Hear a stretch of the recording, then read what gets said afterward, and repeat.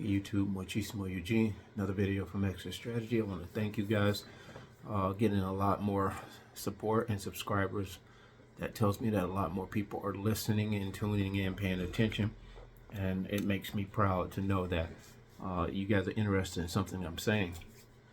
Of course you are, because you relate to it.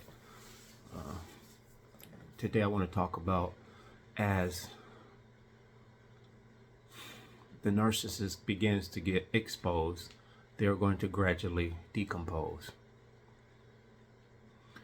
And it's going to be a gradual decomposition, and we'll take a body, a deceased body for example. That's generally what you think about when you say decompose or decomposition. Well, in my opinion, the narcissists are pretty much walking dead. They're walking corpses. And the stench that they give off now that we're awakened is unbearable. And what I mean by that, let's say for example, she can be drop dead gorgeous, butt and boobs all day long if that's your thing. Pretty eyes, beautiful as a rattlesnake. You won't go there.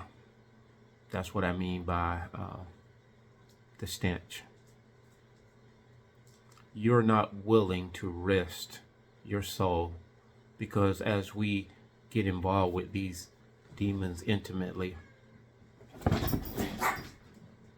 that's my little guy here. Come here, bud. He's a very jealous guy, and he doesn't like to share the spotlight. Hey, I'm doing a video. This is Leo and Mia. And thank you guys. You guys have noticed Mia in the camera a lot. And a lot of people comment on her, and she just likes to be up on me. I appreciate you guys noticing her and him. All right, play nice. Everybody see you acting up. Okay, let me finish up. All right, take off. So the narcissist is going to gradually decompose as they're being exposed. And I think it's going to have to be gradual.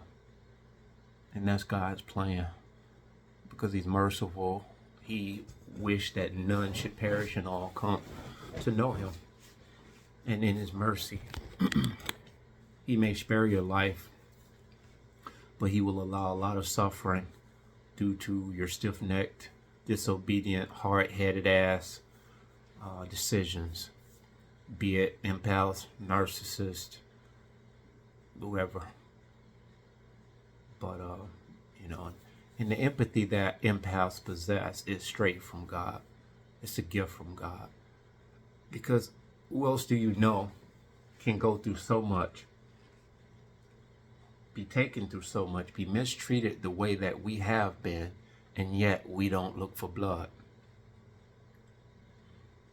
In the majority of cases, there's some times that empaths may rage on the narcissist, and that's not diabolical. That is a very disturbing thing for me to even think about, because when a narcissist push an empath to that point and they cause them to go there,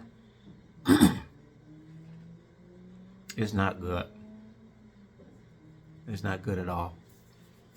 God have mercy on the narcissist that causes the empath to rage.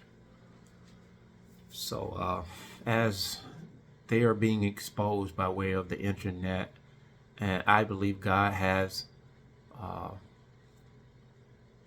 allowed that to be the internet, by way of getting information across the world instantaneously. It's never been a time in history that and I tell people, the Indians, the Indian smoke signals, that was the first email. Indians could read the smoke signals, whether it was SOS, distress. People used a few words back then, ancient times, to say a lot of things. Excuse me.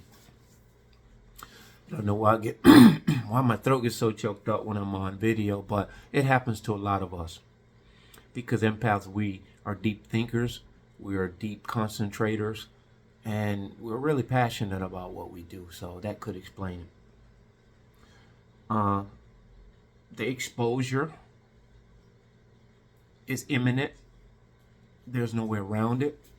And the gradual decomposition in which God is allowing, because that is the suffering that the narcissists brought on themselves. See, God could set this thing on its head instant in a blink of an eye. He could wipe out the narcissists like he did Sodom and Gomorrah, or the pestilence and all the other stuff with the Egyptians. He can do whatever he darn well pleases when he pleases. That's in his control. Thank God we don't have the remote control to the karma, the fate of those who have harmed us, those who have mistreated us and did us wrong, nor the things that we have done and mistreated people ourselves. We don't have that remote control, because we would erase the offenses that we created in people's life. And I think most of us, we would erase.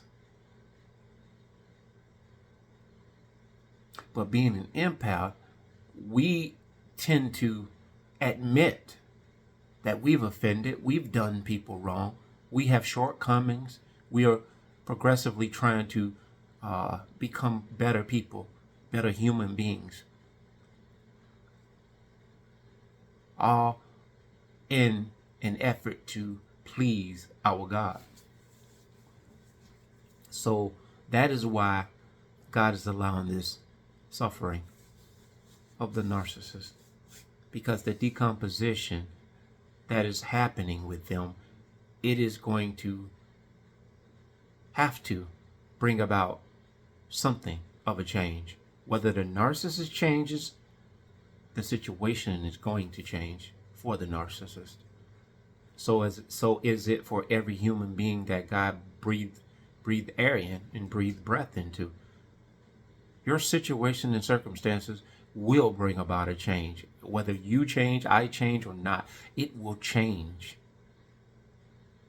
So the person who readily accepts, admits, and acknowledges that there is change needed, that is a blessed individual. Otherwise, you're cursing yourself. That's a heartwarming thing to think about, knowing that the narcissists are going to be dealt with, and there's a reckoning, and there's a day of reckoning for them. And I know some of us say, man, you know, it needs to come on. It needs to come. It needs to hurry up. Well, those thoughts are human. I'm going to ask you to do something at this moment right now. Change the way you think about wishing that thing to happen for the narcissist that you think should happen. I want you to kind of do as I do. You pray God deal with your enemy speedily, and you leave it alone. You can pray God deals with your enemy speedily. You don't add, subtract, divide. You don't put anything extra in there. As David prayed for his enemies, that God would deal with them speedily. You have that right. But we can't endorse and sign off on what we of the timing. We can't endorse the timing. And that's a beautiful thing, that we don't have those things in our control. Because it causes us to be humble. It causes us to have a strong element of restraint, humanity, decency, dignity, character, which all is a big part of essence of a man, essence of a woman, essence of who you are. These are attributes of who you are as an empath or a chosen one. There's nobody on the earth like us. There's a lot of people on earth want to be like us, but they're not willing to do the things that are required to be adopted into the family of chosen ones by God. He's ready, willing, and able to do this for anything that has breath in it.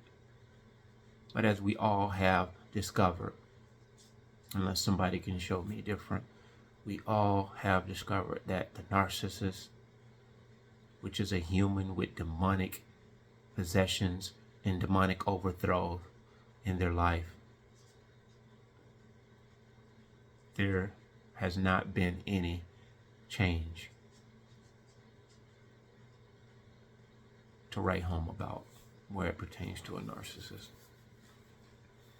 So I just wanted to talk to you guys a little bit about the fact that more the exposure, the more the narcissist is going to decompose. And a corpse in olden times, when a murderer used to murder people in biblical times, meaning when these people spoke about in the Bible in those times, thousands of years ago, when you killed a person, you were a murderer, they attached the dead body, the corpse, to your back. I believe they wet the ropes, the type of wet rope or twine they used back then. They would tie it in a knot that you couldn't take it apart. You couldn't take it apart for two reasons. You couldn't take it apart because the knot was wetted, or it was some kind of systematic way they did it, that it was literally impossible to untie it by hand. And I don't even know if you could cut it. It probably took some time to cut it. He's over there scratching on her pillow. Buddy, stop. And the murderer would be attached to the body or to the back of the person who committed the murder. And you would have to wear and walk around with that body, that dead corpse on your back, until it basically decomposed and everything. It took a long time. Ligaments and all this different stuff. And to the point this thing just drug along. And they did that because you were easily identifiable as being a murderer. And the two reasons, the second reason was when I said they would tie them to where you couldn't untie them because of the knot and the systematic way they knotted it. And for two, the stench of the body, you couldn't even get close enough to attempt to detach it from the person. You just could feel sorry for them from a distance. And the other half of the people who didn't feel sorry, they were the finger pointers. You murderer, you murderer. And see, I'm very careful as to how I point fingers, because I know I'm undone. I know I have a lot of shortcomings. But to acknowledge and become aware that you are undone, that you are steadfastly, rigorously approaching greatness, elevating to a point in your life where you can be proud of the strides you're taking, rather than sitting in mediocrity and the same old, same old. God coming through and awakening us was nothing short of a miracle. He has greater things in store for us, so let's keep our eyes open and stay vigilant, pay attention to things that are out of place, where it pertains to interaction with people, because they're lining us up, man. They're lining us up for the slaughter. And narcissists run in packs. They run in packs. So if you're over the narcissist relationship or entanglement you are in, be it family members, friends, intimate partners, just get your rest, get your education, get your awareness, get you some YouTube channel from content creators like myself and others. We're trying to encourage you and guide you through this as we are coming through it ourselves, because you're going to need this conditioning going forth, because After the narcissist's wife left, I ran into quite a few. Even at the job that I just got let go from, terminated from, it was littered with these people. The energy in that place was so heavy. And I did quite a bit of speaking in somewhat discretion about these monsters. You know, if you get the information to the wrong person, it catches wildfire. So that's a big part of why I got let go too, because you know what?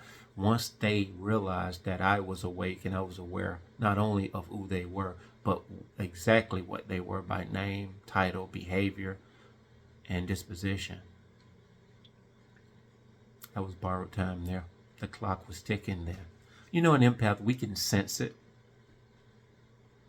We can sense it. And I spoke those words. I say, you know, I'm just here for a season, or I'm just here for a minute. And with the confidence of an empath,